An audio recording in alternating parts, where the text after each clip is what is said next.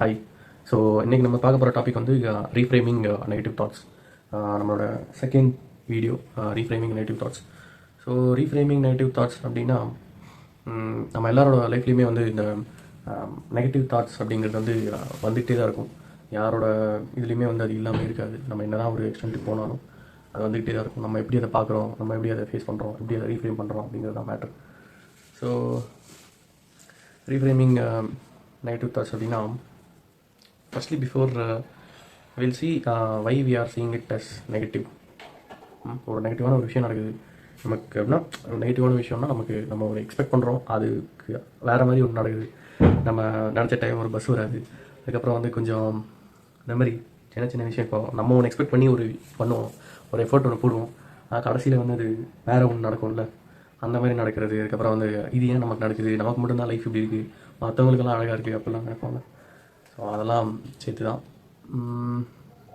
எப்படி சொல்லி புரிய வைக்கலாம் அப்படின்னா, நமக்கு மட்டும்தான் இப்படி நடக்குது, நம்ம லைஃப் மட்டும்தான் இப்படி இருக்குது அப்போல்லாம் கிடையவே கிடையாது. எல்லாரோட லைஃப்லையுமே வந்து இந்த மாதிரியான ஒரு நெகட்டிவான ஒரு ஃபேஸ் டெய்லியுமே ஒரு 10 நெகட்டிவ் நடக்கும். எல்லாருக்குமே இதெல்லாம் நடக்கிறது தான். எவ்வளோ ஒரு சக்ஸஸாக ஆன பர்சனாக இருந்தாலும் சரி, எவ்வளோ ஒன்றுமே இல்லாமல் இருக்கிற பர்சனாக இருந்தாலும் சரி, அவங்களுக்கு வந்து இது நடக்கிறது தான். ஸோ இது எப்படி நம்ம பார்க்கலாம் அப்படின்னா, ஒரு ஒரு ஒரு தாட் வருதுன்னா, அது ஒரு விஷயம் நடக்குது அப்படின்னா அது பின்னாடி வந்து நிறைய ஃபார் எக்ஸாம்பிள் நான் என்ன பிலீவ் பண்ணுவேன் அப்படின்னு சொல்கிறேன். For example nature knows how to mother you. அது நீங்கள் எங்கே இருந்தாலுமே, நீங்கள் எவ்வளோ தனியாக இருந்தாலுமே வந்து நேச்சர் தெரியும் இவனை எப்படி கொண்டு போனால் எந்த மாதிரியான ஒரு நல்லது நடக்கும். அது நடக்கிறதுனால இவனுக்கு என்ன இது, இவனோட நம்ம ஒரு கோல்ஸ் பேசிக்காக நம்ம ஒரு கோல் செட் பண்ணியிருப்போம்ல. நீங்கள் ஒரு கோல் செட் பண்ணுவீங்க, நான் வந்து ஒரு பெரிய பிஸ்னஸ் மேன் ஆகணும், இல்லை வந்து ஒரு பெரிய அத்லீட் ஆகணும் அப்படிங்கிற மாதிரி ஒரு கோல் செட் பண்ணுவீங்களா. அந்த கோலில் வந்து அதுக்கேற்ற மாதிரி தான் உங்களுக்கு அந்த ப்ராப்ளம்ஸ் எல்லாமே வரும். அந்த மீன்ஸ் இன்டெரக்டாகவோ டைரெக்டாகவோ அது வந்து அது ஹெல்ப் பண்ணும். நம்ம வந்து அந்த ப்ராப்ளம் வந்து ஆப்பர்ச்சுனிட்டியாக பார்க்காம அதை வந்து நம்ம வந்து இது ஒரு ப்ராப்ளம் அப்படிங்கிற மாதிரி பார்க்கும்போது தான் அந்த பிரச்சனை. நான் ஒரு சின்ன ஒரு ஸ்டோரி சொல்கிறேன், அதை வச்சு கனெக்ட் பண்ணிக்க முடியுதான்னு பாருங்கள். ஸோ ஒரு ஊரில் வந்து ஒரு ஃபார்மர் இருந்தாராம். அந்த ஃபார்மர் வந்து இப்போது அந்த குதிரை ஒன்று வச்சுட்டு இருந்தாராம். குதிரையை வச்சு அதை வந்து வளர்த்துட்டு இருந்தாராம். ஒரு நாள் என்னாச்சு, அந்த குதிரையை வந்து கட்டி போடும்போது லேசாக கட்டி போட்டு அவர் போய் தூங்கியிருக்காரு. அந்த குதிரை வந்து ஓடிடுச்சான், எங்கேயோ அது பாட்டுக்கு ஓடிடுச்சு. அப்புறம் அந்த ஊர் மக்கள்லாம் சேர்ந்து என்ன சொல்ல ஆரம்பித்தாங்கன்னா, பேட் லக்குப்பா உனக்கு, நீ வந்து குதிரையை தொலைச்சிட்ட, உனக்கு கஷ்டகாலம் ஆரம்பிச்சிருச்சு அப்படிங்கிற மாதிரி அவங்க ஒரு பெர்ஸ்பெக்டிவ் கொண்டு வந்தாராம்.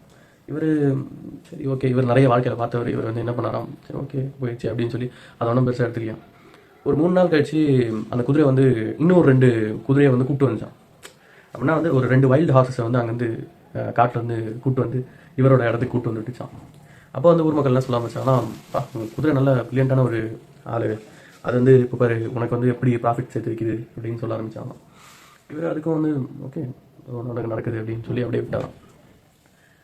இப்போ இந்த 3 குதிரையில் வந்து அவங்க இந்த ஃபார்மரோட பையன் ஒருத்தர் இருந்தானா, அவன் வந்து இந்த வைல்டு ஹார்ஸ் ஒன்று வந்து நான் ரைட் பண்ண போகிறேன் அப்படின்னு சொல்லி அதை எடுத்து ரைட் பண்ண ஆரம்பித்தான். அதை வந்து அது மேலே ஏறி உட்காந்து அவன் அதை வந்து ட்ரைவ் பண்ணும்போது இவன் வந்து கீழே விழுந்து இவனுக்கு கால் உடைஞ்சிச்சான். மறுபடியும் ஒரு மக்கள் வந்து என்ன சொல்ல ஆரம்பித்தாங்களாம், பையனுக்கு கால் உடச்சி விட்டுருச்சு, உன் குதிரை வந்து இது வந்து ஒரு உனக்கு வந்து இது ராசியே இல்லை, அப்புறம் வந்து இது இப்போல்லாம் உனக்கு நடக்குது, ஏதோ தப்பாக இருக்கும் லைஃப்பில் அப்படிலாம் சொல்ல ஆரம்பித்தாங்க. ஒரு 2 நாள் கழிச்சு மறுபடியும் வந்து இந்த கிங்கோட ஆளுங்களாம், அந்த ஊரோட ராஜாவோட சோல்ஜர்ஸ்லாம் வந்தாங்க. வந்து அந்த ஊரில் யார் ஹெல்த்தியாக இருக்காங்களோ அந்த பசங்களாம் பிடிச்சிட்டு போய் ஆர்மியில் போட்டுருவோம் அப்படின்னு சொல்லி அங்கே இருக்கிற அந்த ஹெல்த்தியாக இருக்கிற ஒரு பாய்ஸ் எல்லாம் கூப்பிட்டு போயிட்டாங்க. அப்போ இவனை கால் உடஞ்சதுனால இவனை விட்டு போயிட்டாங்க. அப்போது திரும்பியும் ஊர் மக்கள் வந்து என்ன சொல்ல ஆரம்பித்தாங்கன்னா, நல்ல வேலை உன் பையனுக்கு கால் உடஞ்சிச்சு, ஆனாலும் அவனை விட்டு போயிட்டாங்க, ஒரு வகையில் உன் குதிரை பண்ணது நல்லது தான் அப்படின்னு சொன்னாங்க. இந்த ஃபார்மர் வந்து எல்லாத்தையும் பார்த்துட்டு அது மாதிரி ஒரு ஸ்மைலோடு தான் இருந்தார். ஏன்னா அவருக்கு தெரியுமா, இப்போ அவர் வந்து நிறைய எக்ஸ்பீரியன்ஸ் இருக்கும்ல லைஃப்பில், நிறைய ஏஜ் ஆகிருக்கும்ல, ஏஜ் ப்ளஸ் எக்ஸ்பீரியன்ஸ் எல்லாத்தையும் வச்சு அவருக்கு தெரியுமா எதோ ஒன்று நடக்குது அப்படின்னா நேச்சர் வந்து அதுக்கு தெரியும் நமக்கு எந்த நேரத்தில் எதை நடத்தணும், எதை வந்து நடத்தக்கூடாது, எதை நடத்தினா என்ன மாதிரியான விளைவுகள் வரும், அதை இவன் எப்படி ஃபேஸ் பண்ணுவான், அது எல்லாமே அதுக்கு தெரியும். அதனால் வந்து எதை பற்றியுமே அவர் வந்து ஒரு விஷயத்தில் 100% எஃபர்ட் போடுவார். அந்த ஃபார்மிங் லேண்ட்லேயே ஆகட்டும், அந்த மாதிரி இந்த குதிரை எதுலேயே ஆகட்டும், அவரை பொறுத்த வரைக்கும் அவரோட 100% எஃபர்ட் அவர் போட்டுருவார். அதுக்கப்புறம் வர்றதை வந்து அவர் வந்து பெருசாக அதுக்கப்புறம் அவர் நினச்ச ரிசல்ட் அங்கே வந்துச்சுன்னா ஓகே, வரலன்னா ஓகே அது வரல, சரி வேறு பார்ப்போம் அப்படிங்கிற ஒரு மைண்ட் செட்டில் இருக்கிற ஒரு ஆள். அதனால் இந்த moral of the story is, ஏதோ ஒரு விஷயம் நடக்குது அப்படின்னா அதுக்கு நம்ம கொடுக்குற அந்த ஃபோக்கஸ் ஆர் மீனிங் தான். நம்ம அதை வந்து எப்படி வந்து பர்ஸ்பெக்டிவாக பார்க்குறோம் அப்படிங்கிறது தான் மேட்ரு. நம்ம வந்து இதெல்லாம் ஏன் எனக்கு நடக்குது அப்படின்னு நம்ம பார்த்தோம்னா என்ன சொல்கிறது, அது that is where the problem begins. இதெல்லாம் ஏன் எனக்கு மட்டும் நடக்குது, இதெல்லாம் ஏன் இப்படி நடக்குது அப்படின்றத நம்ம பார்த்தோம்னா அங்கே தான் ப்ராப்ளம்லாம் ஸ்டார்ட் ஆகும். மற்றபடி நம்ம வந்து அதை வந்து ஒரு ஆப்பர்ச்சுனிட்டியாக நேச்சர் நமக்கு கொடுக்குது. இது வந்து நமக்கு நம்மளோட கோலுக்கும் இதுக்கும் எங்கேயோ ரிலேட்டடாக இருக்கும். கோலே இல்லைனாலும் இது நம்ம லைஃப்பில் இது நமக்கு ஏதோ ஒன்று சொல்லித்தரோம்னு நினைக்குது, அதை வந்து நம்ம லேர்ன் பண்ணிக்கலாம் அப்படிங்கிற ஒரு மைண்ட் செட்டில் ஒரு பேசிக்காக ஒரு ஆப்டிமிஸ்டிக் மைண்ட் செட்னு சொல்லுவாங்க இல்லையா. எல்லாம் நடக்குதோ. ஏன்னா இன்னொரு வகையாக பார்த்தீங்கன்னா இதில் வேறு வழியும் இல்லை. இது ஒரே ஒரு இதுதான். பேசிக்காக என்னென்னா, என்னை பொறுத்த வரைக்கும் நான் லைஃப் எப்படி பார்ப்பேன்னா, it is a time period. ஒரு 0ல் ஸ்டார்ட் பண்ணி ஒரு 60 வயசு வரைக்கும் நம்ம லிவ் பண்ணுறோம்ல, அந்த டைம் பீரியடில் மேக்ஸிமம் இந்த 60 இயர்ஸில் எதை சக்ஸஸாக அப்படி பார்க்கணும் அப்படிங்கிறத எப்படி பார்ப்பேன் அப்படின்னு சொல்கிறேன் அப்படின்னா, அந்த 60 இயர்ஸில் நம்ம எவ்வளோ மோஸ்ட் ஆஃப் த டைம் நம்ம வந்து என்ன மாதிரியான ஒரு எமோஷனில் நம்ம லைஃப்பை ஸ்பெண்ட் பண்ணுறோம் அப்படிங்கிறத மேட்டர். நம்ம இப்போது என்னென்னா, இப்போது இங்கே சம்பாதிக்கிறதோ, இங்கே வந்து இந்த மெடல் வாங்குறது, பெரிய ட்ராஃபி வாங்குறது, எதுவுமே அங்கே கடைசியில் வந்து நம்ம இந்த பெரிய பெரிய சயின்டிஸ்ட்லாம் என்ன சொல்கிறாங்க அப்படின்னா, கடைசியில் அந்த ஒரு 10 மினிட்ஸ் ஒரு சாகிறதுக்கு முன்னாடி, இல்லை அந்த ஒரு நம்ம வந்து அந்த கடைசி காலம் அப்படிலாம் சொல்லுவாங்கள்ல, எண்ட் ஆஃப் லைஃப், அந்த மாதிரி டைம்லலாம் வந்து நம்ம என்ன மேக்ஸிமம் யோசிப்போம் அப்படின்னா, நம்மளோட எவ்வளோ அழகான மெமரிஸ் நம்ம வச்சுருக்கோம், எவ்வளோ அழகான ரிலேஷன்ஷிப்ஸ் நம்ம பீப்புள் கூட வச்சுருந்தோம், நம்மளோட good memories and good relationships, இதெல்லாம் தான் நம்ம வந்து நமக்கு ஒரு நிம்மதியை கொடுக்கும் அப்படின்னு சொல்லுவாங்க. ஸோ என்னை பொறுத்த வரைக்கும் நான் எப்படி பார்ப்பேன்னா, இப்போ அந்த டைம் பீரியடில் most of the emotions we had was a good emotion, then it is a successful life அப்படின்னா, அந்த டைம் பீரியடில் வந்து நம்மளோட எமோஷன்ஸ்லாம் எப்படி நம்ம என்ன மாதிரியான ஃபீல் பண்ணியிருக்கோம். ஒரு 1 hour இருக்குது, அந்த 1 hourல வந்து நம்ம என்ன மாதிரியான ஒரு எமோஷனல் ஸ்டேட்டில் இருந்தோம் அப்படிங்கிறத நம்ம எல்லா நேரத்துலையுமே ஒரே மாதிரி இதுவாகவும் இருக்க முடியாது.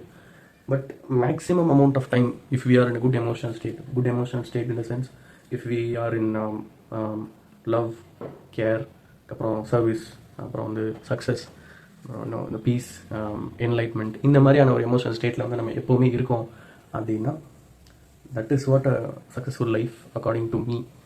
So maximum amount of time இந்த மாதிரியான எமோஷன்ஸில் ஸ்பெண்ட் பண்ணுங்கள்.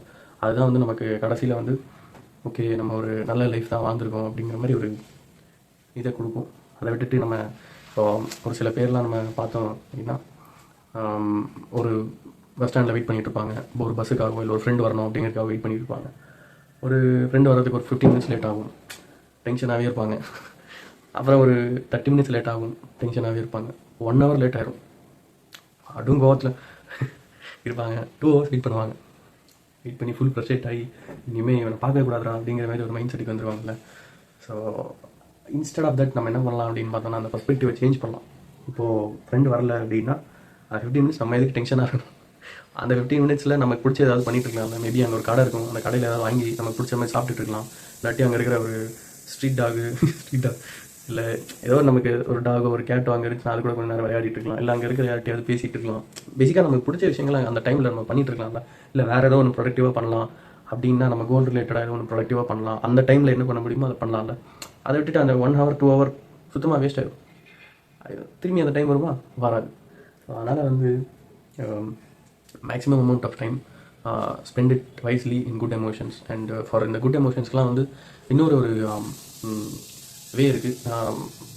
இதை வந்து நம்ம டே டு டே லைஃப்பில் ஒரு ப்ராக்டிக்கலாக எப்படி வந்து நம்ம ஆல்மோஸ்ட் ஒரு குட் எமோஷனில் இருக்கலாம், ஆல்மோஸ்ட் ஒரு நல்ல ஒரு மைண்ட் செட்டில் இருக்கலாம், ஒரு அபண்டன்ஸ் மைண்ட் செட்டில் இருக்கலாம். அதை சொல்லுவாங்கள்ல, இந்த நியூரோ சயின்டிஸ்ட்லாம் சொல்லுவாங்க, abundance mind set, scarcity mind set அப்படின்னு சொல்லி.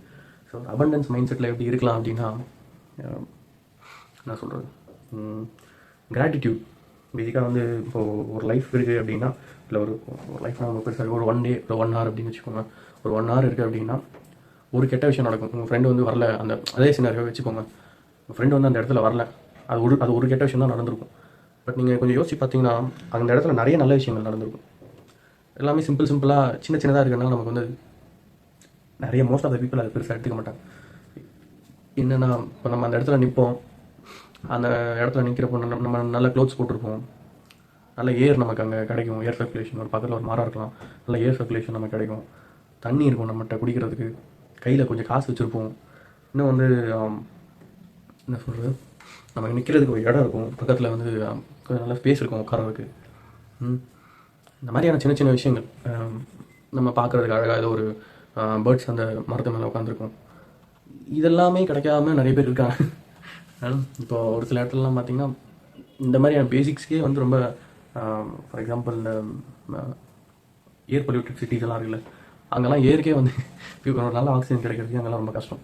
ஸோ இந்த மாதிரியான விஷயங்கள்லாம் வந்து ரொம்ப ஃப்ரீயாக கிடைக்கிற அப்படின்றதுனால நமக்கு வந்து நம்ம நிறைய பேர் அதில் ஃபோக்கஸ் பண்ண மாட்டோம். ஸோ அதான் gratitude is fuel for happiness or fuel for the good emotional state.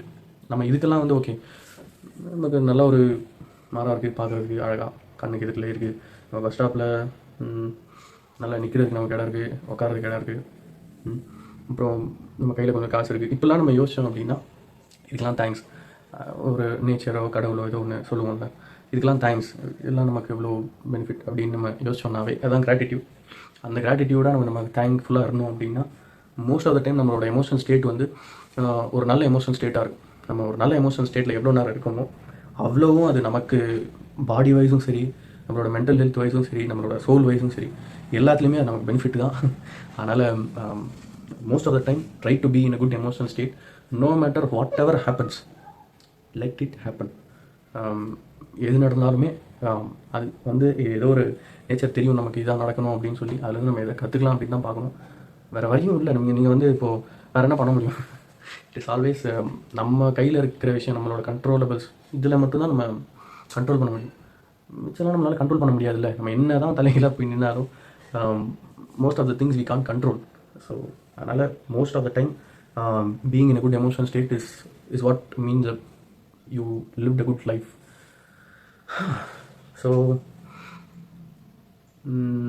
அவ்வளோதான். இதுக்கு இன்னும் ப்ராக்டிக்கல் ஸ்டெப்ஸ் அப்படியெல்லாம் என்னென்னா, இன்னும் ஒரு சில பேர்லாம் கொஞ்சம் இந்த வெஸ்டர்ன் டெக்னிக்ஸ் எல்லாம் ஃபாலோ பண்ணுறவங்கலாம் கொஞ்சம் கிராட்டிடியூட் ரைட்டிங்னு ஒன்று எழுதுவாங்க. டெய்லி நைட் உட்காந்து என்னென்னலாம் நடந்துச்சோ அதுக்கெல்லாம் கிராட்டிடியூட் ரைட்டிங் அப்படிலாம் எழுதுவாங்க.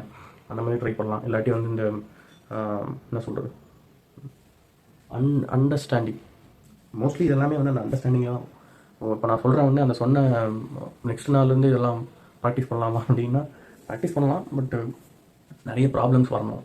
அந்த ப்ராப்ளம்ஸ்லாம் நம்ம ஃபேஸ் பண்ணணும். அந்த ப்ராப்ளம்ஸ்லாம் ஃபேஸ் பண்ணி நமக்கு வந்து அது கொஞ்சம் கொஞ்சமாக ஓகே இதனாலாம் இப்படி அந்த செல்ஃப் இன்ட்ராஸ்பெக்ஷன் இதெல்லாம் நடக்க தான் இட் கம்ஸ் ஃப்ரம் எக்ஸ்பீரியன்ஸ்.